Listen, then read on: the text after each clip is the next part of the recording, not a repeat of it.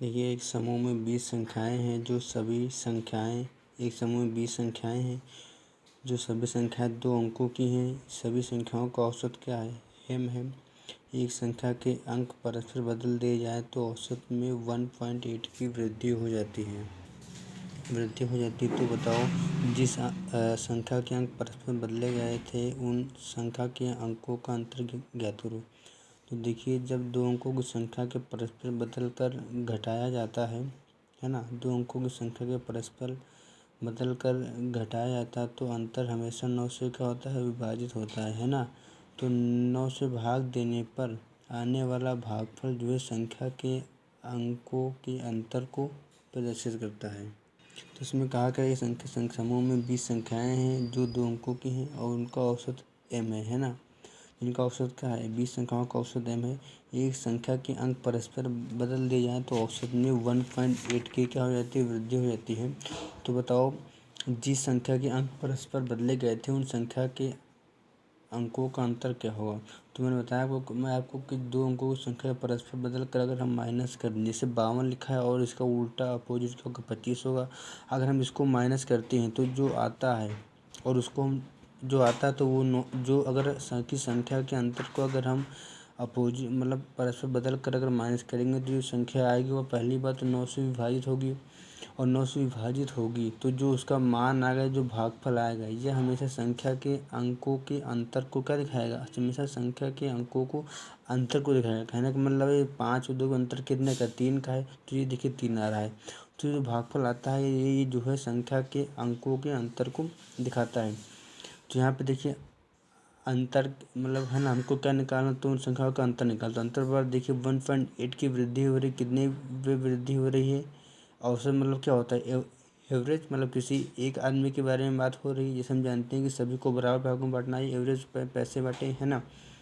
तो एक में कितने हो रही? 1.8 की वृद्धि हो रही है, एवरेज आ रहा है। तो कुछ संख्या कितनी? 20 से मल्टीप्लाई कर दिया गया 36 आ गया। हम जानते हैं कि जब 2 अंकों के बातों के परस्पर बदलने की बात आएगी तो हमेशा संख्या 9 से विभाजित होगी। तो 9 से हमने भाग किया तो इसका जो भागफल आता है 4। ये हमारा क्या दिखाता है? ये हमेशा ये हमेशा संख्या के अंकों को अंतर दिखाता है। चलिए नेक्स्ट क्वेश्चन की ओर। इस लिखा है शंकु के आधार का क्षेत्रफल 100% बढ़ा दिया जाए तो आयतन पर क्या प्रभाव पड़ता है?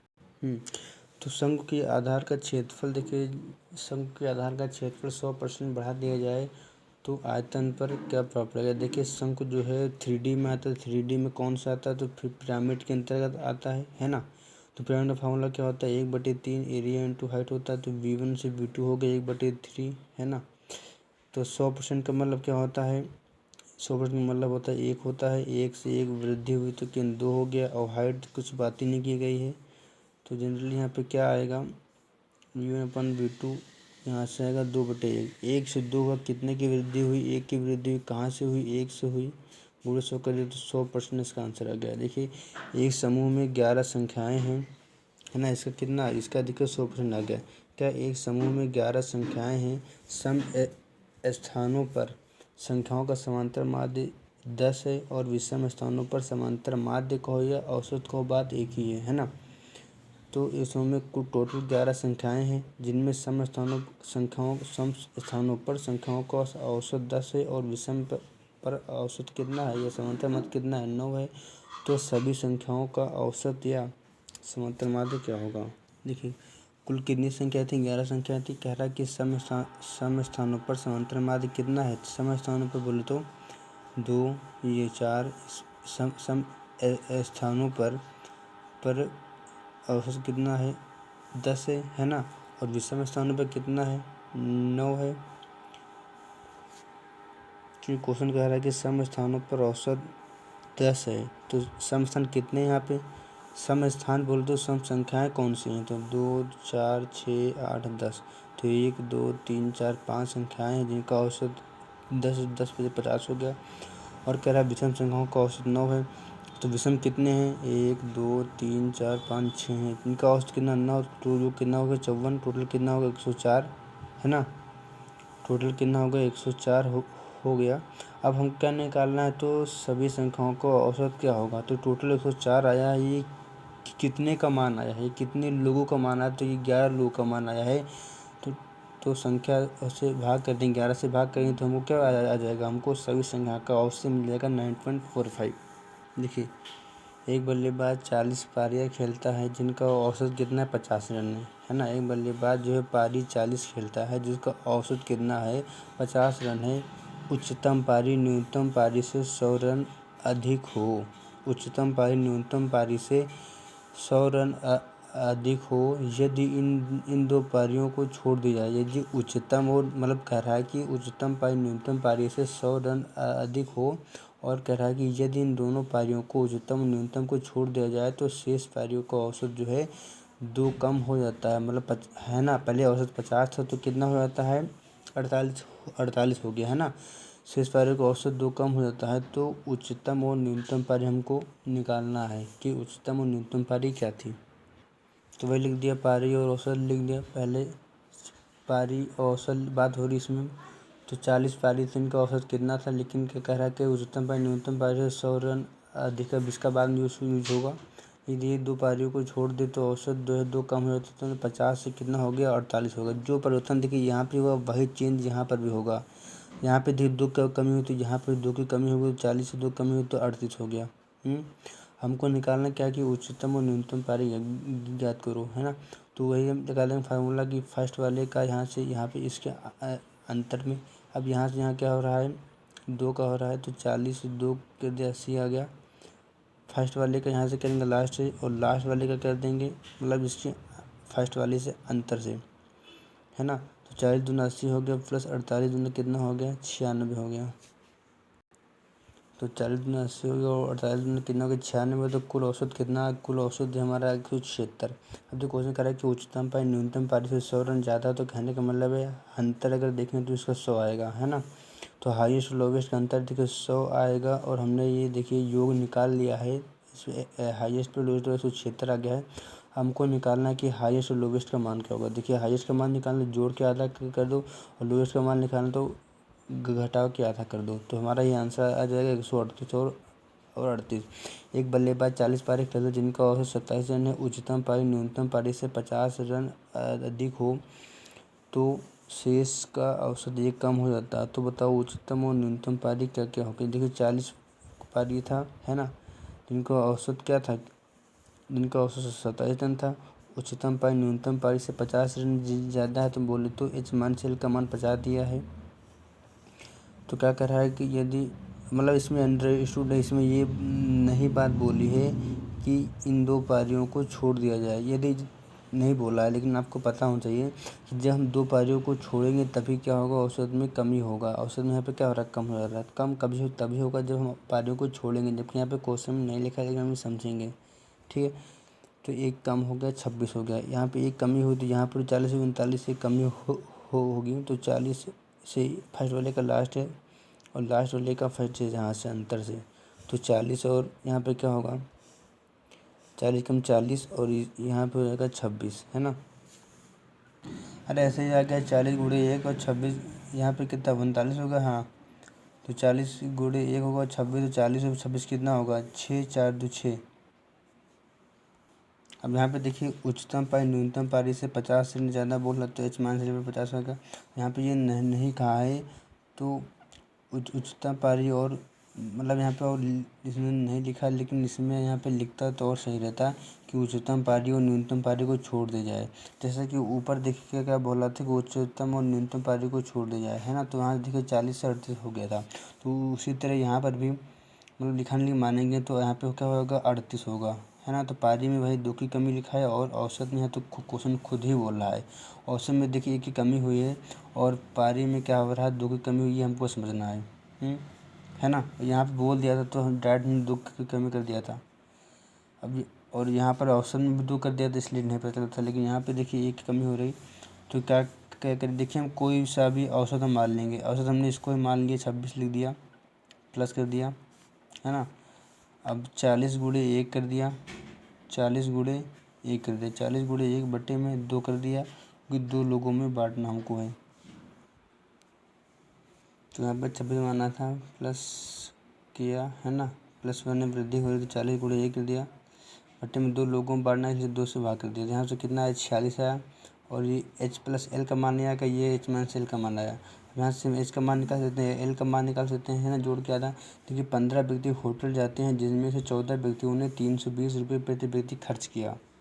15वें व्यक्ति ने सभी के औसत से 2100 रुपये अधिक खर्च किए हों तो बताओ सभी व्यक्तियों का औसत खर्च क्या होगा, कुल खर्चा कितना होगा, या 15वें व्यक्ति ने कितने रुपये खर्च किए।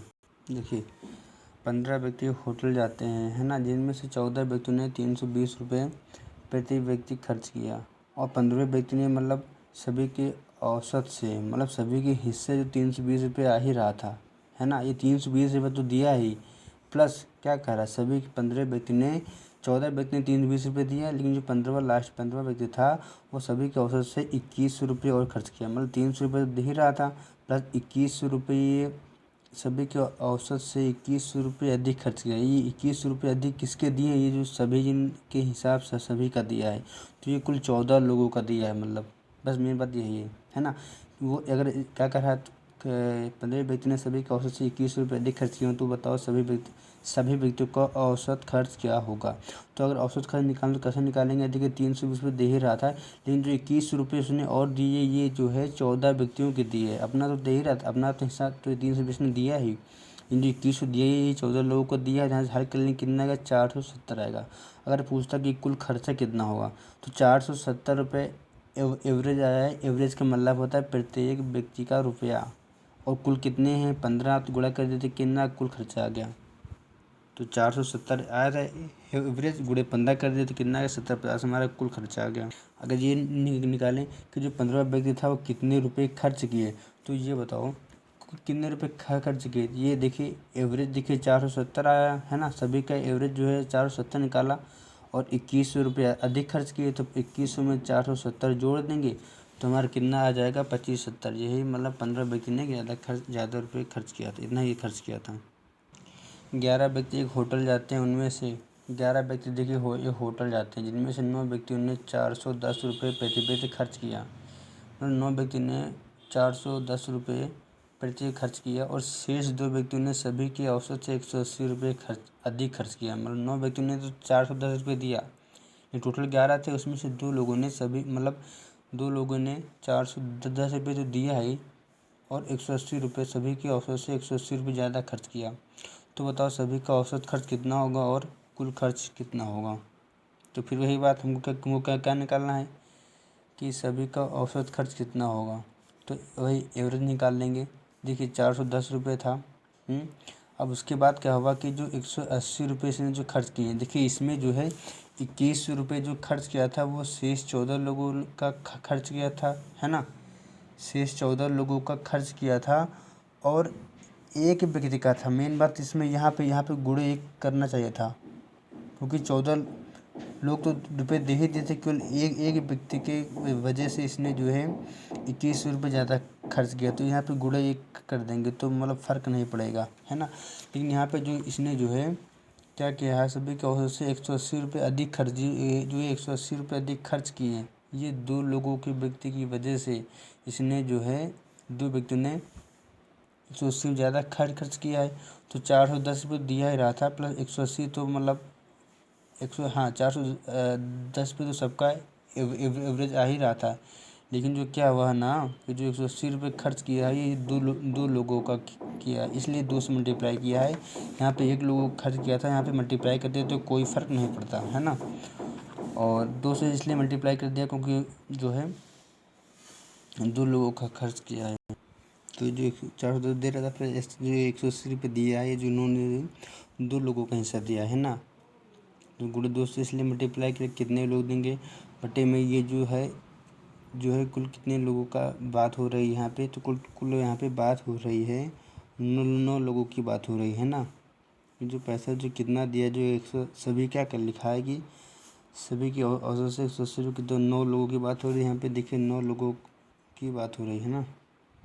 मतलब कि ये जो लफड़ा हुआ है ये सब कितने लोगों में हुआ, क्योंकि 2 लोगों ने तो भैया इतने रुपए दे ही रहे हैं, बच्चे कितने लोग, अब 11 में से 2 माइनस कर दिया, बच्चे 9 लोग, तो 9 लोग की तो वजह से ये जो 180 रुपये ज़्यादा रुपये खर्च कर रहा है, इसलिए 9 लोगों से भाग कर दिया, है ना। और यहाँ पे क्या कह रहा था कि एक व्यक्ति सबका हिसाब झेल रहा था, है ना। ये 14 व्यक्तियों ने देखिए 14 व्यक्तियों ने 19 रुपये खर्च किया था, इसलिए 14 से भाग कर दिया था। यहाँ पे देखिए 9 व्यक्तियों ने इतने रुपये खर्च किया, इसलिए 9 से भाग कर दिया तो कितना 450 आ गया। ये हमारा एवरेज आ गया। हमको निकालना कुल खर्चा, तो 450 × 11 कर दिए तो हमारा 4950 हमारा आंसर कुल खर्चा आ गया। देखिए एक हॉस्टल में 35 छात्र थे। यदि 7 छात्र और आ जाए तो कुल खर्चा 42 रुपये बढ़ जाता है और औसत में 1 की कमी आ जाती है। तो बताओ छात्रों का प्रारंभिक औसत क्या था और छात्रों का प्रारंभिक कुल खर्च कितना है। देखिए जब भी नंबर और एवरेज की बात आती है तो हमेशा हम यही वाला लगाते हैं, है ना। इसको क्या कहते हैं, इसको हम कहते हैं साइक्लिक मेथड, है ना। तो साइक्लिक मेथड के जब भी हमको नंबर और एवरेज दिया हो तो हमेशा हम ये लगाते हैं और बड़े से छोटे को माइनस करते हैं, है ना। बड़े छोटे को माइनस करते हैं। तो यहाँ पे क्या कह रहा था कि देखिए 35 छात्र थे, हमने मान लिया। देखिए यहाँ पे क्या कह रहा है कि एक छात्रावास में 35 छात्र थे, यदि 7 छात्र और आ गए तो 35 छात्र थे, लेकिन 7 छात्र जब और जाते हैं मतलब 42 हो जाते हैं तो कुल खर्च 42 रुपये बढ़ जाता है। अच्छा कभी बात न रखो, 42 रुपये बढ़ जाता है। तो औसत में क्या होता है, 1 की कमी होती है। देखिए हमने पहले 35 छात्रों का औसत कितना माना, ए माना, लेकिन उसके बाद क्या कह रहा है कि औसत में 1 की कमी आ जाती है। जब क्या आते हैं 7 छात्र आते हैं तो 1 की कमी आती है, तो देखिए -1 कर दिया, है ना। तो हमको क्या निकालना, तो बताओ छात्रों का प्रारंभिक औसत क्या था और छात्रों का प्रारंभिक कुल खर्च कितना था। तो वही बात मैंने बताया आपको।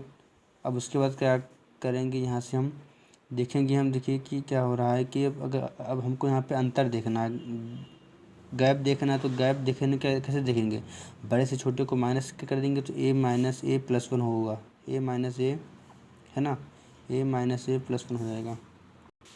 तो औसत में वृद्धि हुई थी ना, तो इसलिए बड़े से छोटे को माइनस करेंगे तो a - 1 - a कर देंगे तो कितना आएगा, -1 आएगा। उसी तरह यहाँ से बड़े छोटे को माइनस कर देंगे तो 42 - 35 करेंगे तो कितना आएगा, यहाँ पे 7 आएगा, है ना, यहाँ प्लस का 7 आएगा। तो अब इसका हम निकाल लेंगे 35 × -1 तो कितना 35 आएगा।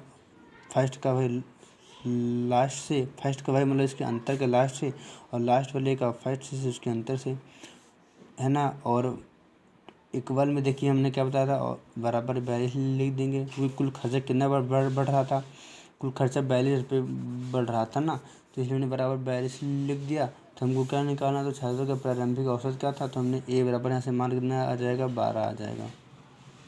देखिए इसको ऐसे भी समझ सकते हैं हम, है ना। क्या कह रहा है कि यदि देखिए पहले 35 छात्र लेकिन 7 छात्र और आ गए तो कितना हो गया, 42 हो गया। तो जब 42 हुआ तो क्या कह रहा है कि कुल खर्चा 42 रुपये बढ़ जाता है।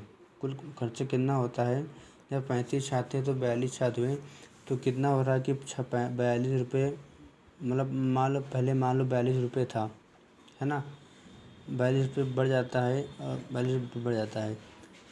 तो क्या कह रहा है कि 7 छात्र और अपना 35 छात्र थे लेकिन 7 छात्र और आए तो कितना हो रहा है, कुल 7 छात्र और 42 आ गए, है ना। तो कुल खर्चा 42 रुपये बढ़ जाता है और औसत में 1 की कमी आती है। पहले माना देखिए 42 रुपये था, है ना, पहले कुल खर्चा कितना 42 रुपये था, और कह रहा है औसत में 1 की कमी आती है, औसत में 1 की कमी आती है, मतलब कि +42 से यहाँ पे -1 कर दिए, इंटू 42 कर दिया तो कितना आया, -42 आया। अब यहाँ पे अंतर का हम देख लें तो यहाँ पे कितना आ रहा है, 42 से बड़े से छोटे को माइनस कर देंगे कितना आएगा, +42 से -42 तो 84 आ जाएगा। यहाँ से गैप कितने का है, 7 का है। हमको को क्या निकालना, औसत, तो 84/7 कर देंगे तो यहाँ पे क्या आ जाएगा, 12 आ जाएगा हमारा आंसर। जैसे 35 छात्र थे तो यहाँ पे खर्चा मान लो 42 था, लेकिन जब 7 छात्र और आ गए तो क्या हुआ कि औसत में 1 की कमी आ गई, तो इसलिए 42 को -1 से गुणा कर दिया, है ना, औसत में 1 की कमी आ गई तो इसलिए -42 हो गया। अब यहाँ पे अंतर देखें, यहाँ पे अंतर देख लेंगे तो 84/7 यहाँ 12 आ जाएगा। देखिए m संख्याओं का औसत n² है जबकि n संख्याओं का औसत m² है, तो सभी संख्याओं का औसत ज्ञात करो।